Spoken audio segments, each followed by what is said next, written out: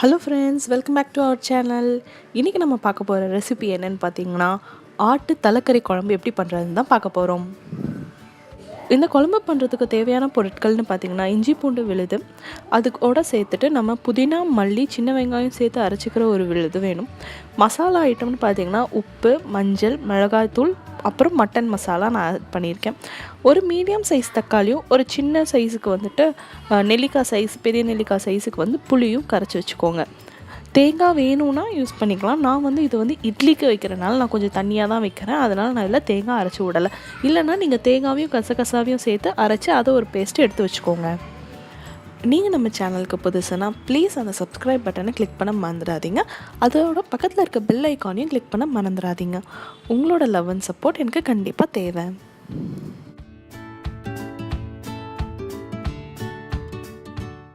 இப்போ ஆட்டு தலக்கறியை நம்ம வேக வைக்கிறோம். வேக வைக்கிறதுக்கு முன்னாடி நல்லா ஒரு 4 தடவை வாஷ் பண்ணிவிடுங்க. வாஷ் பண்ணதுக்கப்புறம் இதில் 4 ஸ்பூன் இஞ்சி பூண்டு விழுதும், 4 ஸ்பூன் புதினா, மல்லி, சின்ன வெங்காயம் அரைச்சி வச்சுருக்கோம் இல்லையா, அந்த விழுதியும் போட்டு வேக வைக்க போகிறோம். ஏன்னா மட்டன் நார்மலாக வேகிறதுக்கு லேட் ஆகும். ஸோ அதனால் யூஸ்வலாகவே மட்டனை தனியாக வேக வச்சுட்டு அதுக்கப்புறம் அதில் குழம்பு வைக்கிறது தான் நல்லது. இங்கே பார்த்திங்கன்னா நான் ஒரு 6 விசில் விட்டுருக்கேன். ஸோ 6 விசில் விட்டதுக்கப்புறம் பார்த்திங்கன்னா நல்லா அந்த கறி நல்லா வெந்து வந்துடும். ஸோ அதுக்கப்புறம் நம்ம இப்போ குழம்பு வைக்க போகிறோம்.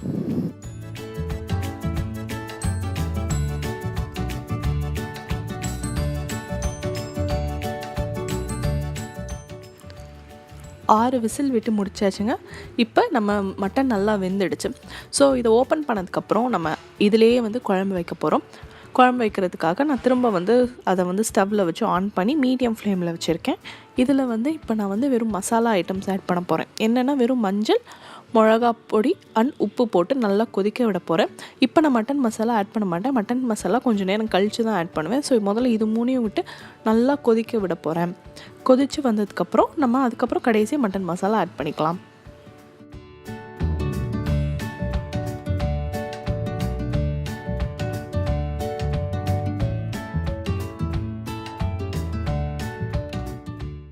பார்த்திங்கன்னா நல்லா கொதித்து வந்துடுச்சு. இப்போ இதில் நம்ம மீடியம் சைஸ் தக்காளி இருக்கு இல்லையா, அதை நான் நறுக்கி போடாமல் அப்படியே கையால் புழிஞ்சு, ரசத்துக்கெலாம் நம்ம புளிவோம் இல்லையா, அது மாதிரி நல்லா புழிஞ்சு அதை அப்படியே ஊற்ற போகிறேன். அதுவும் நல்லா கொதிக்கணும். ஸோ தட் அந்த பச்சை வாசனை எல்லாமே போகி நல்லா கொதிச்சது மாதிரி எண்ணெய் லைட்டாக பிரியுது பாருங்கள், அந்த அளவுக்கு நல்லா கொதிக்கணும். ஸோ இப்போ பார்த்திங்கன்னா நான் நல்லா மீடியம் சைஸ் ஒரு தக்காளியை நல்லா புழிஞ்சு விடுறேன்.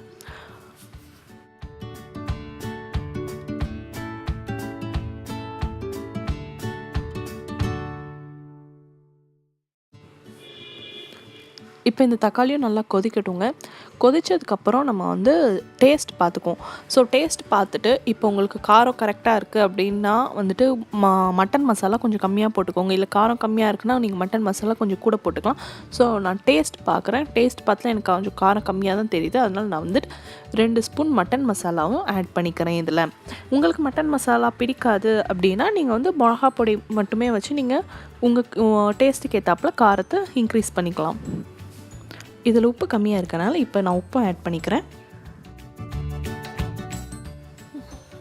மட்டன் மசாலா ஆட் பண்ணதுக்கப்புறம் அதுவும் நல்லா கொதிக்கணுங்க. ஸோ தட் அந்த பச்சை ஸ்மெல் போயிடணும். மசாலாவோட பச்சை ஸ்மெல் எல்லாம் போயினதுக்கப்புறம் நம்ம ஆல்ரெடி ஊற வச்சுருக்கோம் இல்லையா, அந்த புளியை கரைச்சி விட போகிறோம். ஸோ புளி கரைச்சி, நான் நெல்லிக்காய் சைஸ் புளி சொல்லியிருந்தேன்ல, அதை கரைச்சி அதை விடுறேன். நான் ஆல்ரெடி சொல்லியிருந்த மாதிரி இது நான் இட்லிக்கு செய்கிறனால கொஞ்சம் தண்ணியாக தான் இருக்குது. அப்போ தான் ஊற்றி சாப்பிட்றதுக்கு டேஸ்ட்டாக இருக்கும். நீங்கள் இதை சாதத்துக்கு வேணும் அப்படின்னீங்கன்னா இதுக்கு முன்னாடி புளி ஊற்றுறதுக்கு முன்னாடி நீங்கள் கொஞ்சமாக தேங்காய் கசகசாவோடு சேர்த்து அந்த பேஸ்ட்டை நீங்கள் அரைச்சி விட்டிங்கன்னா உங்களுக்கு குழம்பு திக்காக வந்துடும். ஸோ சாதத்தில் ஊற்றி சாப்பிட்ற மாதிரி ஆகிடும். இப்போ நான் வெறும் இட்லிக்கு வச்சுருக்கனால நான் தேங்காய் அரைச்சி விடாமல் டைரெக்டாக புளி ஊற்றிட்டேன். இல்லைன்னா நீங்கள் தேங்காய் விட்டுட்டு அதுக்கப்புறம் புளி விட்டிங்கன்னா கரெக்டாக இருக்கும்.